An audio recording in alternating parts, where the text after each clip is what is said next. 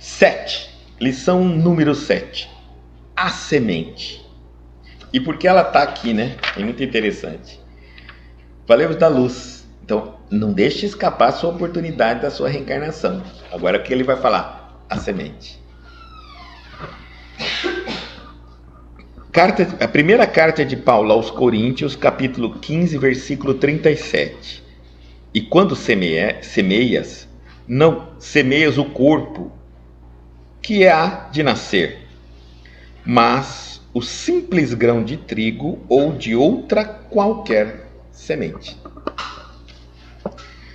Nos serviços da natureza, a semente reveste-se aos nossos olhos do sagrado papel de sacerdotisa do Criador e da vida. Gloriosa herdeira do poder divino, coopera na evolução do mundo e transmite silenciosa e sublime lição, tocada de valores infinitos à criatura. Exemplifica sabiamente a necessidade dos pontos de partida, as requisições justas de trabalho, os lugares próprios, os tempos adequados. Há homens inquietos e insaciados que ainda não conseguiram compreendê-la. Exigem as grandes obras de um dia para o outro. Impõem medidas tirânicas pela força das ordenações ou das armas, ou pretendem trair as leis profundas da natureza. Aceleram os processos da ambição, estabelecem domínio transitório, alardeiam mentirosas conquistas, incham-se e caem, sem nenhuma edificação santificadora para si ou para o trem. Não souberam aprender com a semente minúscula que lhes dá trigo ao pão de cada dia e lhes garante a vida em todas as regiões de luta planetária. Saber começar constitui serviço muito importante. No esforço redentor, é indispensável que não se percam de vista as possibilidades pequeninas. Um gesto, uma palestra, uma hora, uma frase pode representar sementes gloriosas para edificações imortais, imprescindível, pois, jamais desprezá-las. Interessantíssimo, né? Falando. A primeira carta de Paulo aos Coríntios, capítulo 15, versículo 37. E quando semeias, não semeias o corpo que há de nascer, mas o simples grão de trigo ou de outra qualquer semente. No serviço da natureza, a semente reveste-se aos nossos olhos do sagrado papel de sacerdotisa do Criador e da vida. Ou seja, ele reproduz materialmente, fisicamente, não é isso que um sacerdote faz, ele, através da cerimônia, ele ensina e produz o conhecimento através de algo que a gente possa ver, ouvir e fazer. Então, a semente é essa, sacerdotisa do Criador e da vida. É através dela que ela produz, gera vida, uma árvore, né? E mostra como ela respeita as leis da vida para crescer, evoluir, dar frutos e tudo mais. Então, ele vai usar aqui a semente para nos dar uma lição de vida. A natureza vai ser a base dessa lição de vida ao homem. Ele diz assim que a semente é uma gloriosa herdeira do poder divino, coopera na evolução do mundo e transmite silenciosa e sublime lição, tocada de valores infinitos à criatura. Mostrando assim, ó, nossa, ela é uma herdeira do poder divino. Sim, ela colabora. Como que a gente está vendo, como uma semente colabora com a nossa evolução, ela nos nutre às vezes. E transmite silenciosamente, sem alarde, a sublime lição. Fala que se nós observássemos a semente, nós íamos aprender valores infinitos. exemplifica, ele vai mostrando alguns, vai mostrar para nós como. Exemplifica sabiamente a necessidade dos pontos de partida. Como é importante saber começar. Saber quando e como começar. Porque o que nós falhamos é que nós não sabemos quando começar, ou já começamos tarde demais, ou muito cedo. E como a gente começa? Às vezes a gente começa atropelando, ou querendo muito, ou querendo pouco demais. Então a semente não. Ela exemplifica a necessidade do ponto de partida. É quando ela vai começar a produzir. As requisições justas de trabalho, ela é bem clara. A semente tem suas regras. Se eu jogar lá que ela não vai nascer. Então ela requisita uma série de trabalhos que nós temos que fazer antes para preparar o solo para que ela seja propícia, que dê a ela a condição propícia dela nascer. E nós? Será que nós estamos aceitando as requisições justas do trabalho? Às vezes eu tenho uma ideia. Eu vou evoluir, eu quero estudar, eu quero progredir, quero caminhar, quero casar, sei lá. Será que eu estou fazendo tudo antes, me preparando antes de começar? Porque a semente, ela requisita requisições justas de trabalho, ou seja, é necessário eu fazer algo para ali colocar a minha semente e ela produzir. Ela não nasce em qualquer lugar. Ela tem o poder de nascer, mas ela não faz isso de graça. Ela faz isso depois de um primeiro trabalho do homem. Então, se eu tenho uma ideia, eu tenho que trabalhar primeiro para aquela ideia produzir. Sair germinar, né? Porque está numa ideia. Os lugares próprios, outra coisa, ela não nasce em qualquer lugar. Ela tem seus próprios lugares, inclusive climas, né? Tem semente que não nasce em determinado clima. Ponto final, é a regra dela.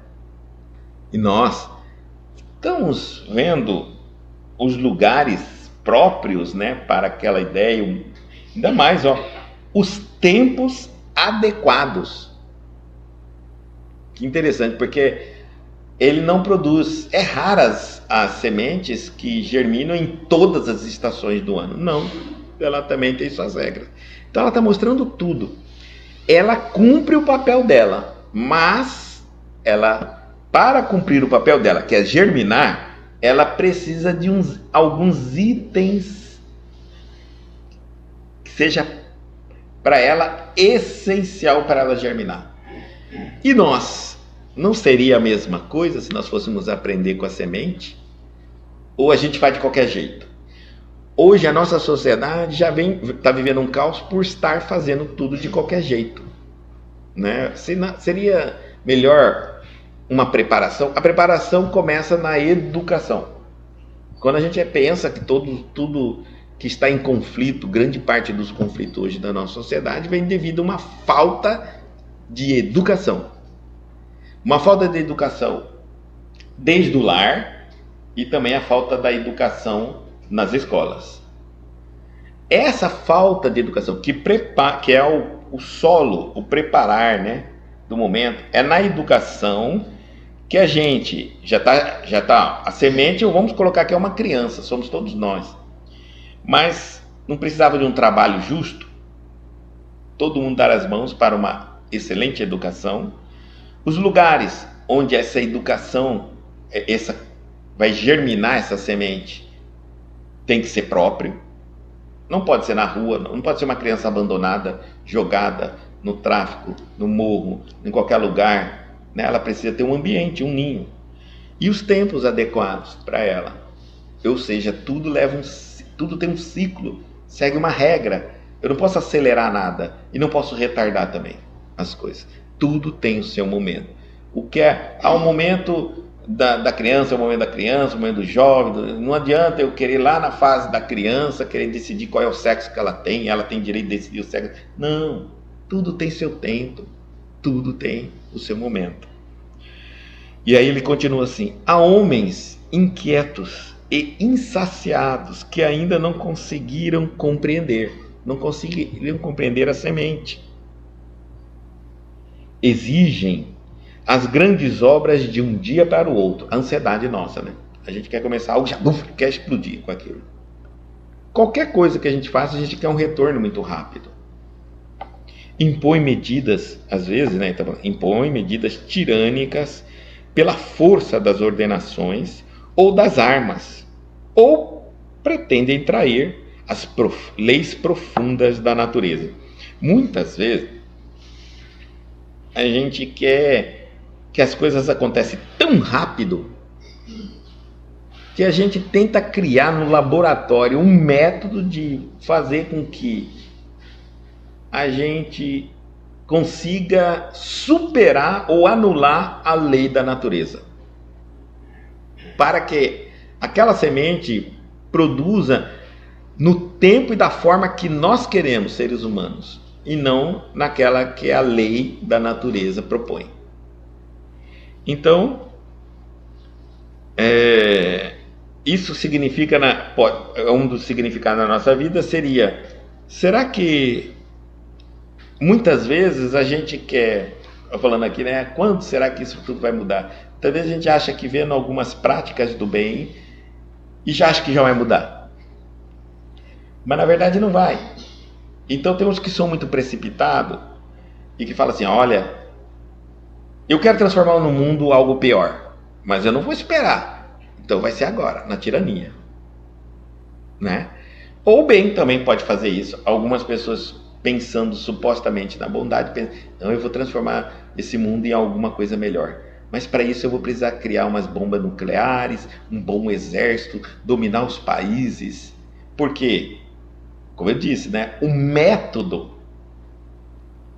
violência, opressão, perseguição, não é do bem, não é o mesmo do método do mal. Não pode ser o método do mal.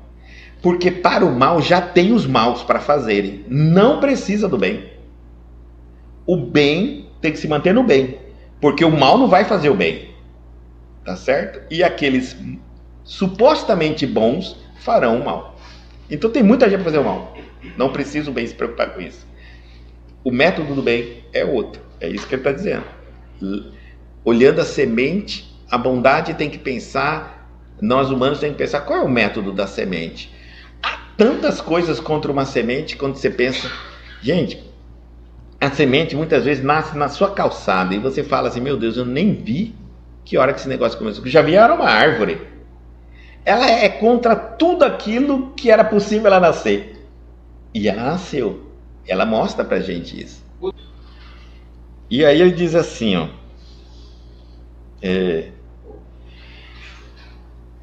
que às vezes a gente usa, né, da chamada medida tirânica, impõe pela força das ordenações ou armas que pretendem trair as leis profundas da natureza. Às vezes a gente quer acelerar as coisas na marra, não vai dar certo. Está falando tanto bem quanto mal, não adianta, não vai dar certo.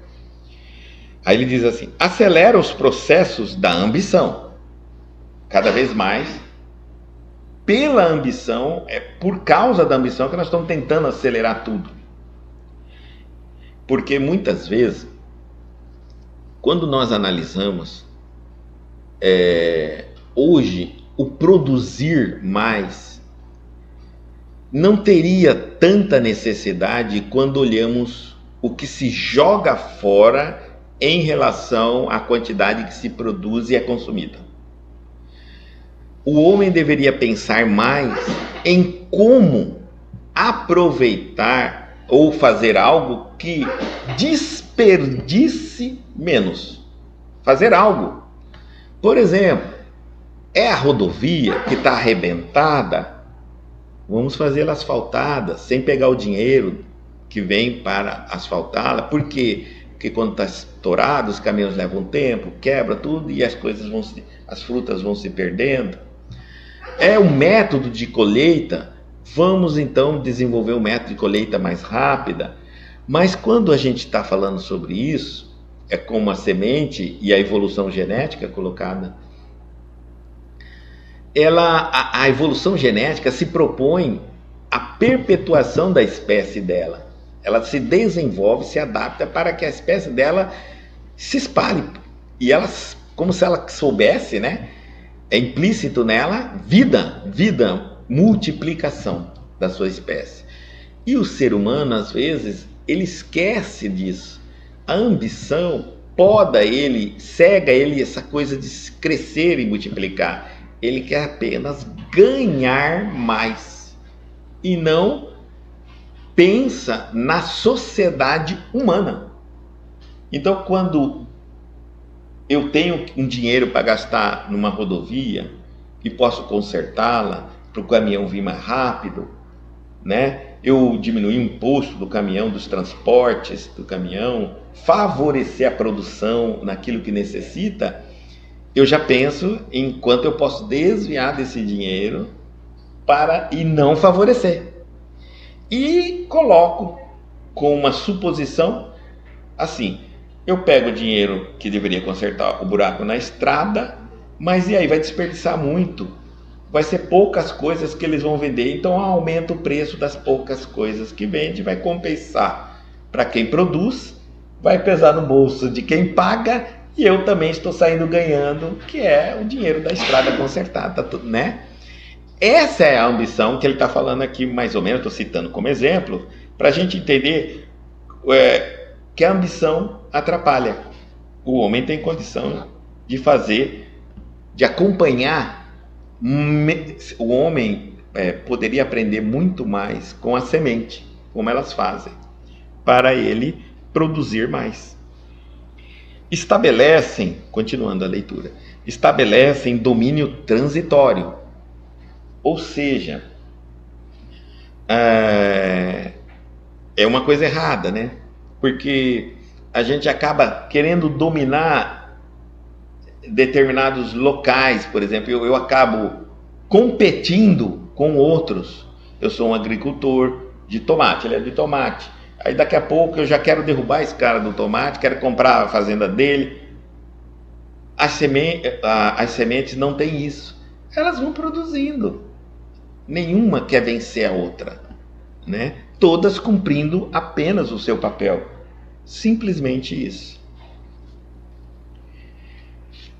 Alardeiam mentirosas conquistas. Então, às vezes se diz avançar, conquistar. Quantas coisas nós não vimos em nome de boas notícias e que eram na realidade más notícias, porque como não estavam divulgadas completamente o benefício e o malefício, apenas divulgaram o benefício, nós fomos iludidos pela informação e pensamos que era algo bom, mas não era algo bom. O malefício era pior, tá certo? Então, nós também mentimos sobre as nossas conquistas. E as sementes não mentem, elas estão ali. Se é propício, elas germinam. Se não é propício, elas não germinam. Se ela é uma espécie ou não vitoriosa da natureza, a que mais tem na natureza, elas não estão se preocupando com isso. Incham-se e caem. Aí ele está falando o ser humano, né? Incha e cai, sem nenhuma edificação.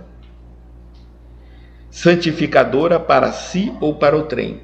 Muitas vezes a gente cresce. Por exemplo, eu vou ser produtor de soja. Vamos supor, né? Que teve essa questão da soja. E aí a minha ambição não é produzir um X de soja. Eu quero produzir, se eu deixar metade do planeta de soja. Mas isso não pode, porque isso vai destruir as outras espécies, empobrecer o solo em uma determinada... E não tem tanta gente até para consumir tanto soja assim. E aí o que eu faço? A minha ambição não está preocupada com isso. Então, eu cresço, incho, na verdade eu não cresço, incho, há uma diferença, né? Inchar e crescer. A gente incha até podre, inflamação incha. Crescer é estar pautado em degraus que nos mantém até onde a gente foi. Nós temos uma história de como foi. inchar, a gente vai de qualquer jeito. Sem nenhuma edificação santificadora, quer dizer, para o bem, para si ou para o trem. A hora que ele chega lá na frente, ele construiu sem perceber, ele está transformando aquela área em um deserto.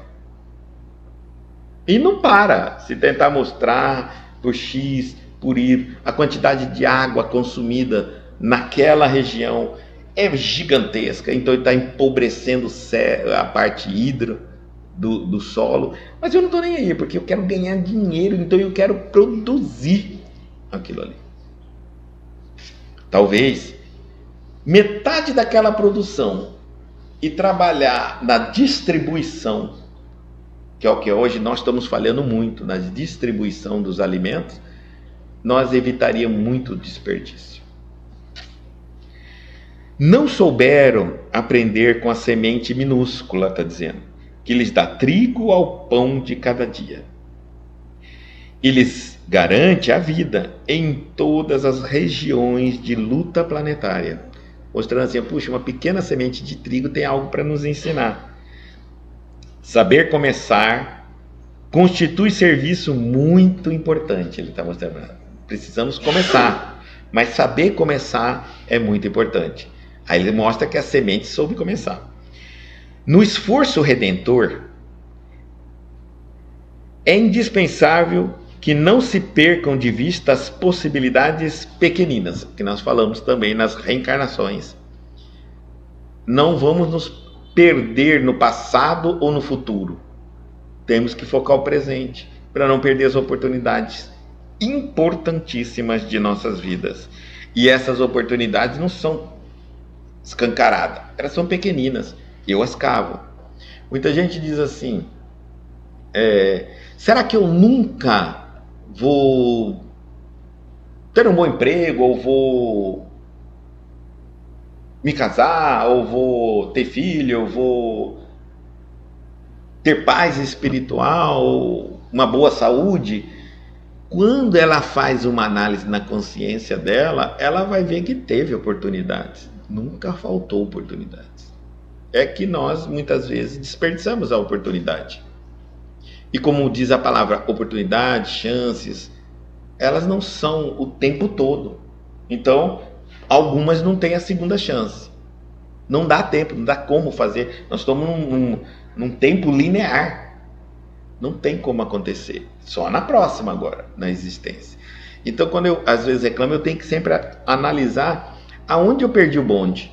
Onde eu esqueci de dar a mão para o ônibus parar. Que momento eu tive medo de entrar, eu tive insegurança de entrar, eu tive dúvida de entrar, ou eu tive certeza que não ia precisar daquele ônibus. A hora que o ônibus partiu, dali em diante, só passei a vida inteira querendo aquele ônibus, que eu mesmo disse que não ia entrar, porque nós também somos muito contraditórios. Às vezes a gente diz que não quer o que quer, diz que quer o que não quer, é complicado.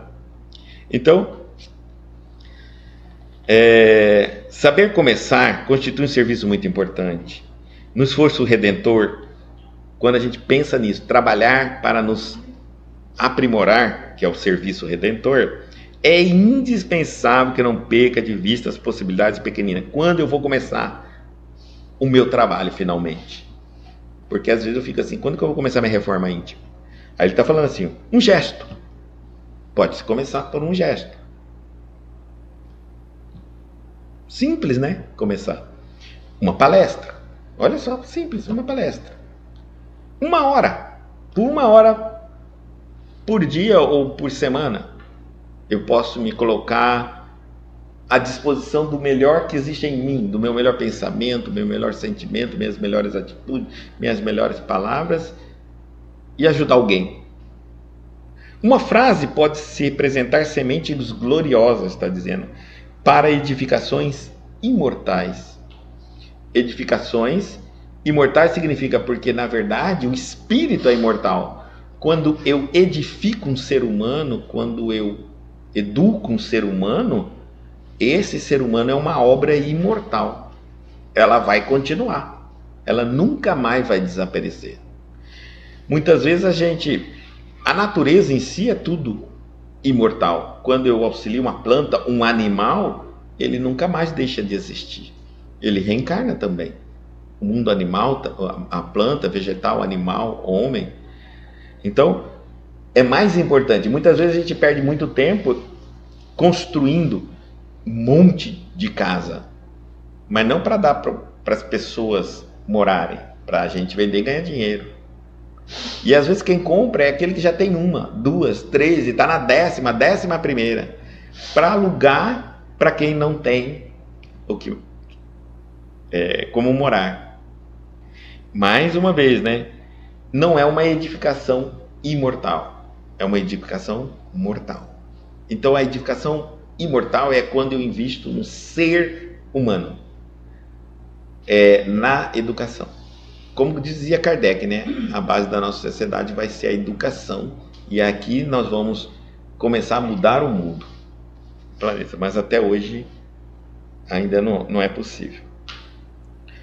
E aí ele diz assim, para edificações imortais, ele diz assim, imprescindível, pois jamais desprezá-la. A semente, desprezar a semente, o momento.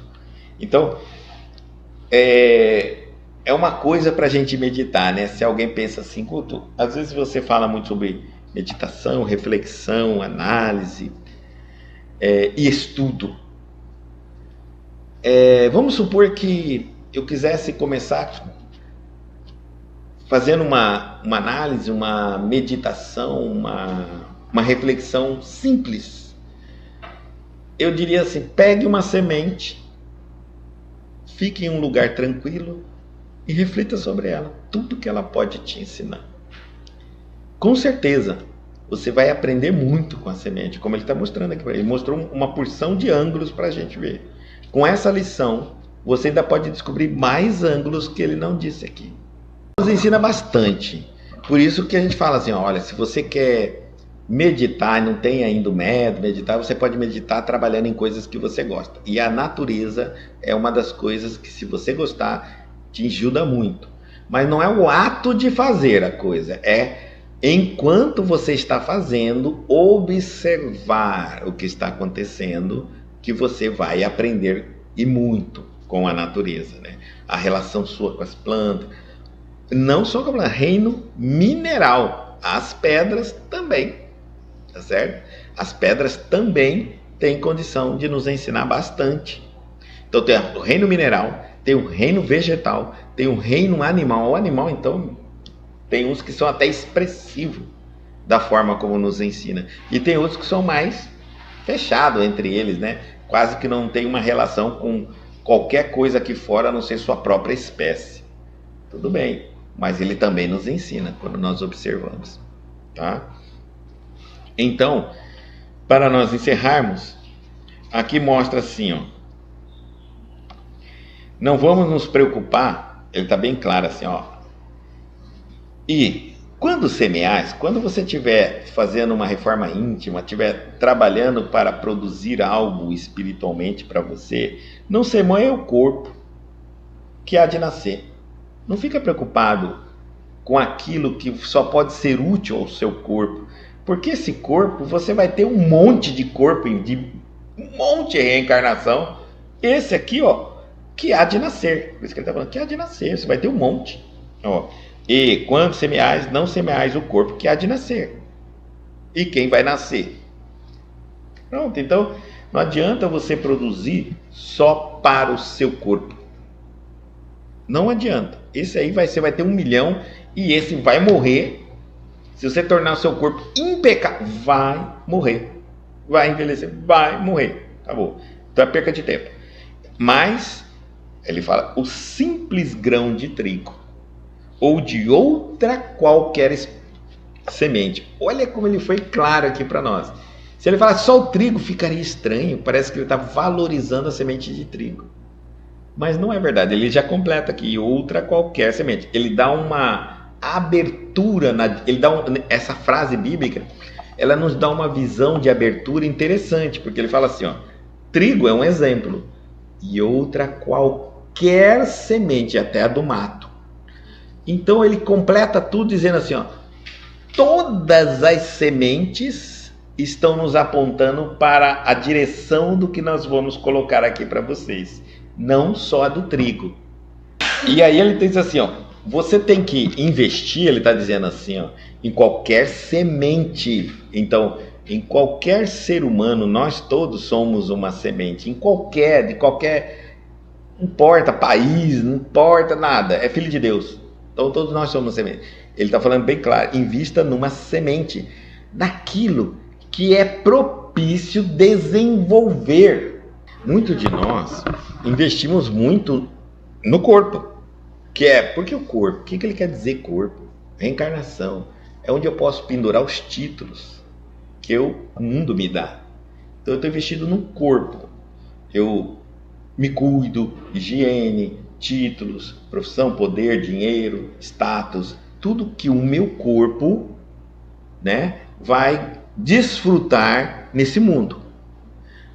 Aí ele está falando assim, não faça isso, não invista no corpo, invista na semente. Aí ele coloca assim, grão trigo, mas não, ele diz assim, em qualquer outra semente. E mostra assim para nós, assim, ó, semente o que é uma semente? Só de você olhar e for uma semente, você vai, isso aqui é um potencial de vida, de multiplicação, é um potencial de existência. O que ele diz, sacerdotisa do Criador e da vida. Imagine nós, espírito, que semente nós não somos. Nós somos muito semente. Mas, aí ele mostra todo o trabalho que tem que ter para uma semente germinar. Todo o trabalho que nós temos que ter com outro ser humano. Para que eles germinem. Se eu cumprir o meu papel, eu vou gerar uma outra semente. E uma outra semente. Compreendeu? Porque eu vou favorecer um ser humano a crescer. Eu multiplico, eu também gero vidas, né? Lógico que é Deus através de mim, como também Deus através da semente. Não é semente que gera vida. Nós também multiplicamos. Nós somos semente. Vamos dizer assim, a mulher, o aparelho reprodutor da mulher é uma semente. Ela gera vida. Outras vidas, ela multiplica. Tá vendo? Só que nada adianta só produzir a semente. Não adianta semente. Eu tenho que trabalhar, isso que ele foi falando aqui. Eu tenho que preparar, eu tenho tempo. Ele está falando aqui, ó. Ponto de partida, requisições justas de trabalho, lugares próprios e tempos adequados. Tudo isso é necessário para uma semente simples produzir. Então, imagina isso com a semente humana. Entenderam a comparação aqui do texto com a semente humana? Talvez nós estejamos falhando em alguma dessas fases, né? Ele fala bem claro, ó, nós temos que saber o ponto de partida, quando que nós vamos começar a agir com aquela criança. Não podemos agir antes, exigindo de uma criança o que é de um adulto, nem depois. Exigir de uma criança o que já exigir de um adulto algo que é de criança, né? Tudo tem sua fase, tem todo seu tempo, tem que saber o ponto de partida, o momento que atua, o momento que educa, tudo, porque nós sabemos hoje que até os 18 nós vamos perdendo cada vez mais poder de influenciar, de educar, de conversar, de tudo. Então nós temos um prazo muito curto, né? Os pais sabem que ele tem. Hoje, o nosso prazo começa aos 10, acaba aos 10, 12 anos, até menos em alguns casos. Antes chegava até os 18, depois foi até os 16, depois foi abaixando. Hoje, um pai consegue influenciar o filho até os 10, 11 anos, mais ou menos, no máximo. Esse tempo é extremamente curto para que ele transmita, propicie um terreno, um momento adequado, né? É muito pouco. Quando ele chegava aos 18, era mais fácil o tempo da criança, porque os pais estavam juntos na infância, quando é bebê, na infância, na juventude e na idade adulta, que é os 18 anos. Ele estava ali gerenciando todos esses períodos. Hoje ele já não gerencia. Então ele só gerencia o brotar, né, ali a criança, e antes dela chegar adolescente, acabou. Dali em diante ele vai assistir quase o resultado que ainda não terminou. Ele não terminou de cuidar daquela semente. E ela já está caminhando, querendo caminhar sozinho. É como um agricultor que chegasse, preparasse o solo, jogasse semente, ela começasse a brotar. Aí tem umas fases de jogar o agrotóxico, ou o produto para não dar as pragas, tem o problema de jogar mais adubo na terra, ele não pode mais fazer aquilo ali, não consegue. Então vai nascer se Deus quiser. É isso mais ou menos a nossa família, nossos filhos estão indo se Deus quiser, vai dar algo de bom. É isso que ele está falando aqui. Tem as fases. E nós temos que saber, olha como ele está falando, sabiamente, a necessidade dos pontos de partida, porque tem muitos pais que começam tarde demais. Na escola da família, quando a gente fez a escola da família e tinha encontro com os casais, né, e quem tinha filhos trazia, a reclamação da família era dizendo assim: ah, Guto, mas agora que eu tô assistindo isso aí, agora não dá mais tempo. Porque nós temos um ponto de partida. Depois você perdeu o ponto de partida, meu filho, já foi. É complicado. Não dá de você parar um filho, congelar ele, reparar tudo que você não fez, fazer agora, atualizar ele e startar ele de novo. Não tem mais jeito. O que ficou, ficou. Na natureza também é assim. Se a planta, ela faltou algum substrato, algum nutriente, ela vai ficar fraca, ela não vai produzir, pronto, talvez para outra estação, se ela não for aquela que cresce e morre, né? Aí, essa criança não tem mais jeito. Você ensinar o que deveria ensinar quando era bebê, ensinar o que era criança, jovem, adolescente, aí no adulto você quer ensinar, aí não tem mais jeito, aí não vai mais. É o ponto de partida, é isso que ele está falando para nós. Ponto de partida. E todos nós temos ponto de partida. Em caso de criação, mas nós somos uma semente. Então, nós também temos que estar cuidando. Nós estamos falando agora aqui de cuidar dos filhos, que são as sementes. Mas nós também somos sementes. Nós também fomos crianças, filhos. Como é que nós vamos cuidar de nós? Porque nós somos uma semente consciente. Não tem que esperar que ninguém cuide de mim. Vamos pensar assim, ó. E nós, que somos essa semente? Como eu vou cuidar de mim? Qual é o meu momento de partida? Onde que eu engato a minha reforma íntima e não paro mais? Porque depois que passa o tempo, cada vez que passa o tempo, mais difícil. Eu conheço pessoas que já engatou a reforma íntima 500 vezes, já parou as 500. Não vai, não caminha. Porque se você deixar, não vai, a semente não vai. Então, aí está. Fique atento ao momento onde você pode realmente engatar e dar início, startar sua reforma íntima e continuar, porque ela precisa desenvolver, vai ter tempo. Não pensa assim, ó, na reforma íntima. Eu vou começar hoje, mês que vem já... Guto, nada mudou, as coisas estão tudo igual, mas aí não dá, é 30 dias. Quantos anos você tem? Tem 40 e poucos anos sem fazer nada de reforma íntima. Com um mês, é só se fosse mágica. Me dá 40 e poucos anos de reforma íntima, talvez consiga produzir alguma coisa. No mínimo o tempo que você ficou sem, você tem que ser justo para dar equilíbrio e se dar para produzir alguma coisa. Espero que produza antes desse tempo. Mas se não, até esse tempo que você ficou sem trabalhar, tá contado como válido. Tá certo? Tá contado. Equivale ao tempo que a semente fica dentro debaixo da terra. Equivale ao tempo que você estava debaixo da terra lá e nada aconteceu. Na verdade, não estava nem debaixo da terra, estava no vidrinho, no saquinho, congelado. Colocou debaixo da terra, no outro dia já quer que produz fruto. Não vai dar, vai levar tempo, tudo leva tempo. E mais, tá? E aqui, ó, ele tá bem claro essa colocação dele, tá? Essa tradução que nós estamos acompanhando, essa reflexão que nós estamos acompanhando aqui, ó. Sem exigir medidas tirânicas. Não adianta você se autopunir. Eu tinha que perdoar, mas não consigo. Então eu vou para o inferno, eu vou abandonar a religião, eu não acredito mais em Deus. Não adianta impor nada a Deus. Não faça chantagem com Deus. Não funciona. Entendeu? Nem querer na marra fazer uma reforma íntima, se tornar santo da noite para o dia. Você vai errar, vai cair, vai falhar, vai ser apontado pelos seus inimigos. Não tem exceção. É doído mesmo. Então, não se puna por não se tornar santo da noite para o dia, pois não vai tornar. A reforma íntima não nos torna santo da noite para o dia. Leva tempo, nós temos milênios de anos. Demais. Aí, outros aceleram o processo de ambição, porque começa muito na ambição, né? Larga isso aí tudo e vai querer ganhar a terra.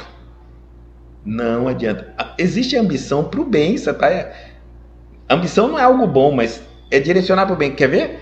Eu quero devorar da noite para o dia todos os livros espírita, por exemplo. Se eu sou doutor de espírita, eu falo assim, eu vou agora devorar tudo, estudar tudo, vou aprender tudo. Não adianta essa ambição. Isso é uma ambição.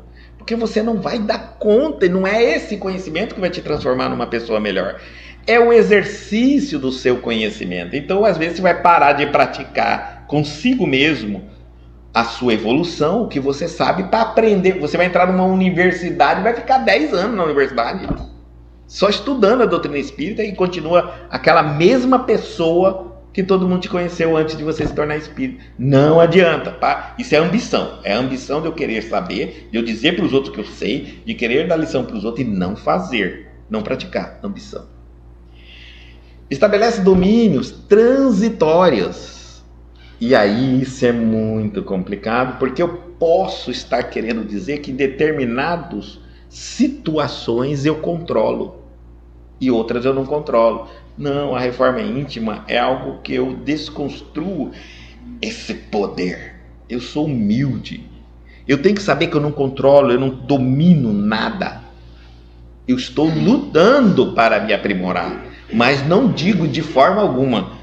Eu não estabeleço domínio nenhum. Tipo, comigo? Que é muito comum a gente fazer, né? Não, comigo eu perdoo. Não, mas eu não carrego mágoa. Não carrego mágoa. Domínio. Estabelece domínio transitório. Por que é transitório? Porque você não cumpre. Mas você estabelece. Eu gosto das coisas muito certinhas, tudo certinho. Depende. Né? Depende do que é certo e do que é errado. Né? Então, sem essa característica de querer dizer que já se tornou o que não tornou. Por isso que ele fala, alardeiam mentirosas conquistas. Para de falar que é santo, que é perfeito, que já passou por isso, já superou aquilo. Não conta, não precisa contar a ninguém aquilo que você gostaria de ser, mas ainda não é, mas acha que mentindo vai se tornar. Porque já ganha os olhares, o parabéns de todo mundo, a admiração de todo mundo. Não faça isso não.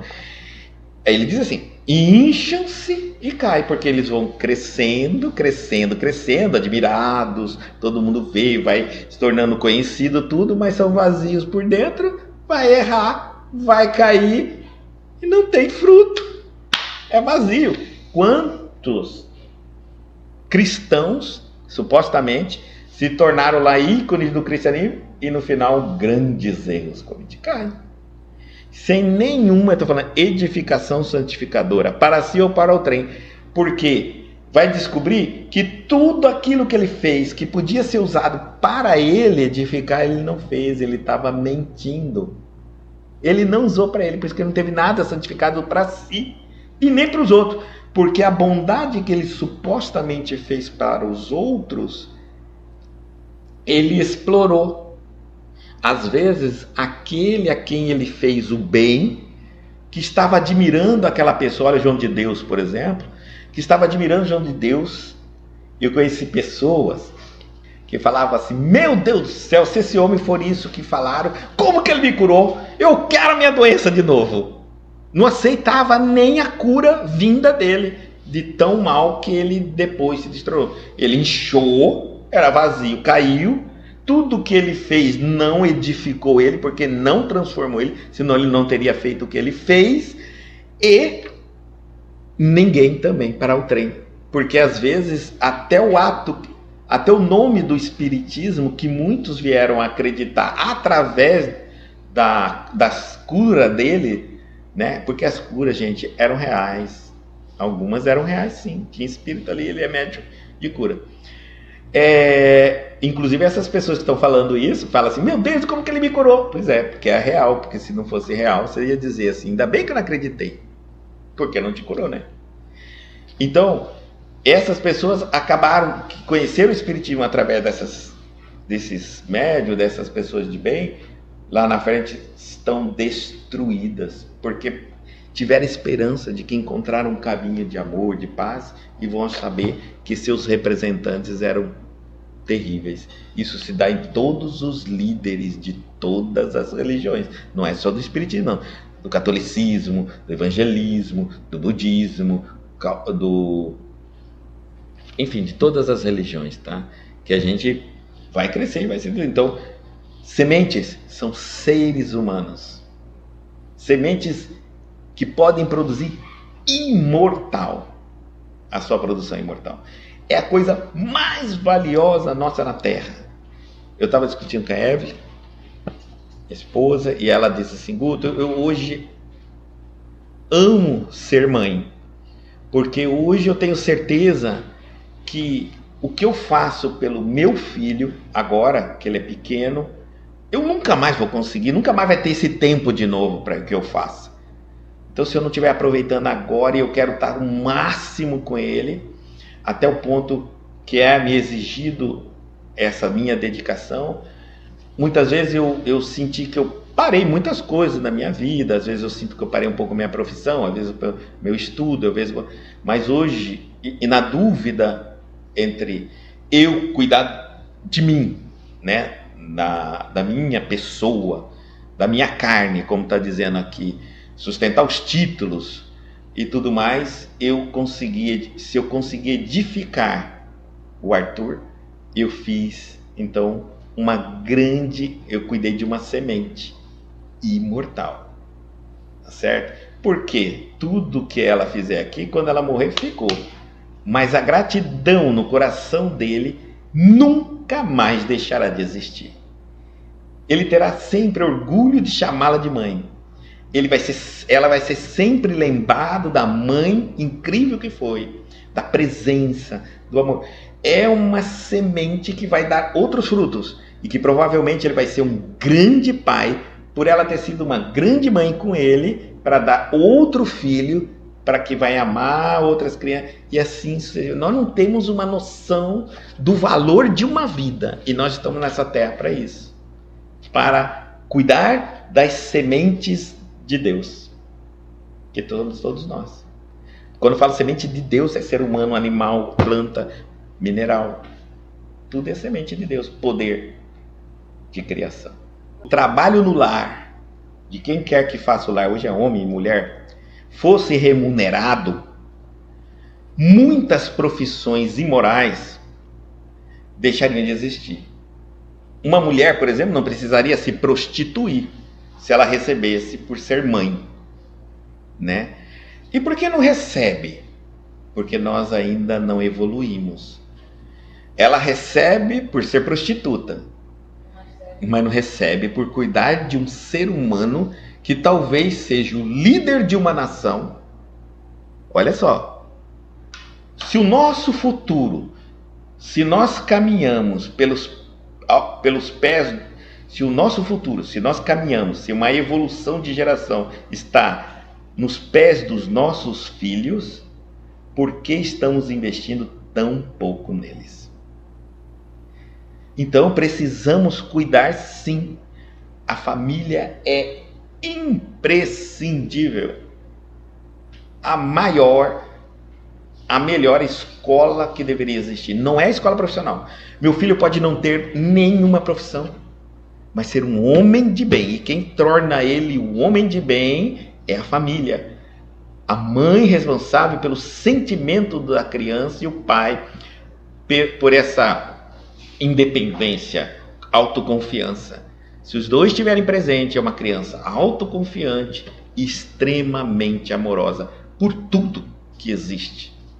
E é muito importante isso, né? Então a gente precisa compreender a importância do outro ser humano. Muitas vezes eu deixo um ser humano, eu deixo de socorrer o ser humano, de atender o ser humano, de ajudar o ser humano, porque eu tenho um compromisso. Muitas vezes a gente vai ver um cristão sendo reprochado, chamado a atenção, porque, por exemplo, ele deixou de atender um compromisso que ele tinha porque alguém bateu ali na porta e era um ser humano.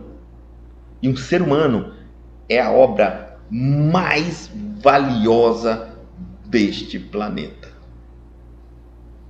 Todas as vezes que eu renuncio algo na minha vida para cuidar de um ser humano, eu estou fazendo o caminho certo, desde que aquele ser humano precisa. Não estou falando cuidar de salvar, tá? Cuidado, tá? Eu não vou salvar ninguém. Um idoso, tá certo? Um doente. Não é salvar no sentido que eu vou largar a minha vida e vou ficar cuidando de marmanja. Não. Cuidando de necessidades, dando amparo, né, para que aquela pessoa se desenvolva, tá? Porque senão eu estou mudando todo o papel, que nós temos que respeitar o papel da hierarquia familiar, tá? Mãe é mãe, filho é filho, pai é pai, neto é neto, sobrinho é sobrinho, tio é tio. Cada um tem seu papel. Muito. Quando interferimos nesses papéis, criamos um conflito gigante dentro da família. Aí outros tentam salvar, outros filho que tenta ser pai, aí a mãe que é filho do pai, é filha do pai, não é a mãe que é a mãe do filho, é o irmão que toma papel da mãe, aí vira uma confusão que aí tem que fazer acertos, né, de hierarquias, né? Porque sempre quando eu sair do meu papel, eu sou sobrecarregado e estou também ou sobrecarregando outra pessoa. Tá certo? Isso é muito importante a gente entender. Divaldo Franco, Joana de Anjos e Constelação Familiar nos fala muito tranquilo sobre isso, tá? É importante eu entender. Hierarquias é disciplina. Eu não sou tudo. Por exemplo, eu tenho meu irmão, eu sou irmão do meu irmão. Eu não sou pai, não sou mãe, não sou filho dele. Tá? Não sou marido, sou esposo, eu sou irmão. Eu tenho meu papel, eu cumpro meu papel com ele. Mas eu sinto falta de um pai. Infelizmente, nosso pai morreu. Eu não posso ser seu pai. Nunca serei seu pai. Nem pretendo ser seu pai. É uma clareza assim. Cada um tem o seu papel. Extremamente. Meu pai fazia isso, seu pai morreu. Eu não sou seu pai, não faço. Eu sou seu irmão, faço isso. É isso que um irmão faz, um irmão. Mas e meu pai morreu? Se quando Deus definiu na natureza a morte das nossos familiares hierárquicos e a suspensão de favores, carinho, atenção, que vinham diretamente ligados a essa hierarquia, ele sabia disso, que faltaria isso. Para quê? Para que a pessoa que já recebeu o suficiente desenvolvesse, amadurecesse. Compreendeu? Ele nunca estipulou que a ausência de um pai, o irmão mais velho, substituiria. Nunca fez isso. Substitui em alguns itens, não é nem substituir, que é insubstituível os papéis dentro da família. Divaldo Franco é muito claro, ele adotou 600 crianças, nenhuma delas chama ele de pai. Todas chamam de tio, porque ele diz, pai só tem um, mãe só tem uma. Ele não era pai e nem mãe. Cuidou em tudo que ele pôde, mas não é pai. É muito importante a gente entender isso. Eu posso ser o máximo naquilo que me compete. Eu não preciso entrar na hierarquia do outro, entrar no status do outro, na posição de outro membro da família para me destacar. Eu posso me destacar, posso ser útil, posso acolher, mas dentro da minha possibilidade. Isso é extremamente importante. Tá? Confunde os dois, viu? Com os três. Vou te falar bem. Se eu entro no papel do meu pai, Não é nenhum assunto de hoje, mas eu vou esclarecer porque já estou me esclarecendo. Se eu entro no papel do pai, eu confundo 3 entidades. Eu, que não sou pai e nunca serei um pai, a não ser o pai do meu filho, e não dá para ser pai pegando a corrida dos outros, que a educação que ele teve não fui eu que dei. Tá bom? Segundo, eu confundo aquele que supostamente iludi que eu serei o pai dele, e não serei. Ele sabe, eu sei. Vamos parar de mentir, nós somos adultos. Terceiro,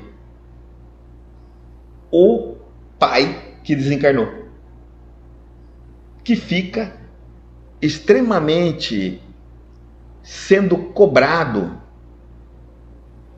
Por exemplo, eu não dei o carinho. Aí esse meu filho diz pro outro: você não tá me dando carinho. Ou então eu dei carinho. Vou falar o contrário. Eu dei o carinho. Aí ele diz assim: depois que meu pai morreu, ninguém nunca mais me deu carinho, então eu vou dar. Aí o pai fala: errei. Eu mimei, eu não dei carinho. Porque se ele se tornou um homem adulto, ele não precisa. Agora ele está na hora de dar carinho, não de receber. E se ele pudesse puxar minha orelha do mais velho, vai dizer: não dá carinho, porque esse malandro tem que estar na hora de desenvolver. Tô brincando aqui, né? Tô falando como se fossem meus filhos, né? Não. Não tem isso não. Meu filho, você cresceu. Tá certo? Ah, meu pai me daria dinheiro agora. É, seu pai daria dinheiro. Eu sou seu irmão. Não vou te dar dinheiro, mas eu posso te ajudar a arranjar um emprego, pode te ajudar, mas não vou te sustentar. Né? Meu pai te sustenta até uma certa idade. Depois, se papai fez isso, aí também estava errado.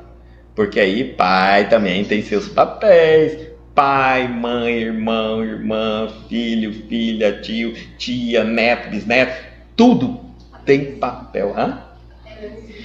Por incrível que pareça, até vizinho, Joana de Anjos fala, tem o seu papel. Até seu vizinho tem um papel na sua vida, ali você como vizinho e ele como seu vizinho, tem papéis divididos na sociedade. É importantíssimo isso, tá? Às vezes, muitas situações estamos criando na nossa família por estar interpolando, quebrando esses papéis, sem querer. É o amor, é a vontade de amar, né? Mas sem conhecimento. Quer ver uma coisa? A mulher estressada dentro do lar com os filhos. Quando você estiver vendo uma mulher estressada, você que é casado, sua mulher está estressada com seus filhos, está faltando você, papel de pai. A mulher não pode ficar estressada com o filho se tiver o pai dentro de casa. Porque a energia é do pai. Mãe é amor. Se a mãe começa... Quando o pai falta, a mãe faz o papel do pai. Aí a mãe fica em conflito. Porque como ela vai fazer o carinho, a atenção, o ensinamento, o abraço e o beijo, e o dar o cascudo, puxar a orelha, né, pôr de castigo, como que ela vai fazer isso? E aí ela fica em confusão. Até porque a criança faz isso com a mãe, né? Então, quando falta o pai na família, a mulher estressa. Quando falta a mãe na família, o pai estressa.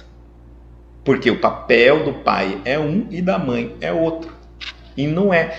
Tarefas se fazem de tudo e se dividem. Tarefas em casa, profissional faz de tudo. Pode dividir tudo, mas função psicológica não se divide. Uma família que não tem, uma família que a mãe morre cedo, o filho aprende a crescer sem mãe, mas o pai não assume a maternidade. O pai morreu cedo e o filho foi criado pela mãe. O filho vai aprender a viver sem pai, mas a mãe não assume a paternidade. Mas e aí? A criança vai ter um problema? Consequência. Essa é a consequência. Uma família que tiver pai e mãe, pai morreu, tem uma consequência na educação da criança. A mãe morreu, tem uma consequência. Porque se não tivesse consequência, não faria falta nenhum dos dois. A consequência vai ser, vão se trabalhar, vão aprender a lidar, mas não substituindo. A mãe vai se mostrar que ela tem muito a ensinar em casa. Às vezes tem a figura masculina, não tem a figura feminina. Então, o filho é muito... Um ensinamento, por exemplo, o pai ficou com o filho para educar, a mãe morreu, ou largou o lar, sei lá. Aí ele vai criar. Ele tem hora que ele vai falar, pai, eu gostaria que a minha mãe estivesse aqui. Não, não está. Essa é a realidade. Mas vou tentar ser um bom pai para você. O que eu puder como pai. Mas e essa falta, esse carinho? Isso você vai aprender a desenvolver. Eu, como tive carinho da minha mãe, eu posso ir te explicando. Mas eu sou um pai. Não vou substituir. Não consigo. Não é possível fazer isso, né? Não consegue, e quando tenta, fica bastante complicado. Tanto que até o filho adotivo, quando a gente não conta a verdade para ele, a família é tão precisa que um filho adotivo, que a gente não fala a verdade que ele é adotivo, ele pressente e vai começar a ter problemas com a família, até a família confessar, não, você é adotivo. Então, tudo tem que ser as claras. O grande problema da família é que a gente romantizou muitas relações. As relações sem o romantismo, sem o faz de conta, é melhor. Eu posso ter uma família às claras. Eu sou pai, mãe, né? O pai tem que entrar e intervir. Olha, meu papel aqui é esse, eu vou fazer meu papel. Você está entendendo? Não é a mãe. Às vezes um joga para o outro, né? Um fica jogando para o outro a responsabilidade. Fala você, eu não.